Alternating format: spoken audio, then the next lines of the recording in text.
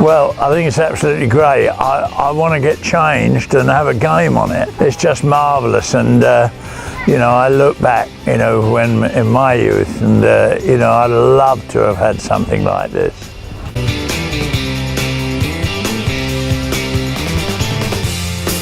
Well, I think it's great, really, for anyone to play football, and you know, now we've got walking football, all ages. I know the girls are now, you know, getting more and more into football. I think the more people that can play sport, the better, and you know, football is my particular favourite, but sport in general is great for everyone, I think.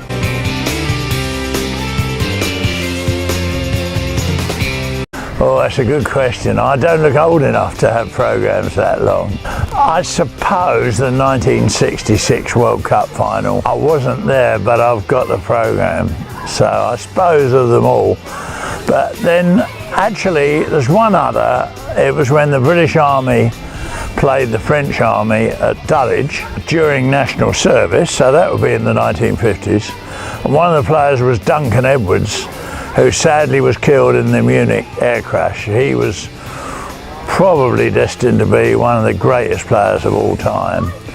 And so he's on the programme, and I got his autograph.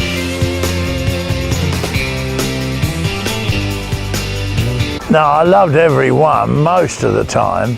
I didn't always play in goal. I went in goal in my late 20s.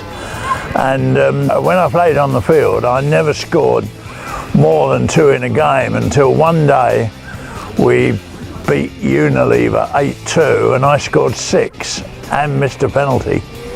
So that stands out.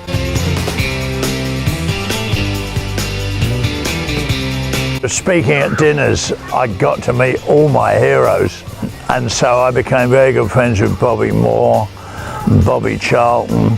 You know, there are so many stories, but I did get to play at Wembley once, and I played 15 minutes each way for Old Burnley. And Bobby Moore was on the other side playing as a guest for Old Wolves. You know, playing on the same pitch as Bobby Moore was just sensational.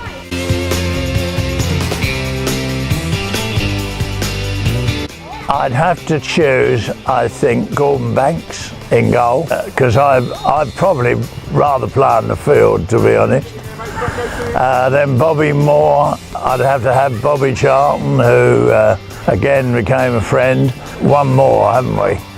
I suppose George Best.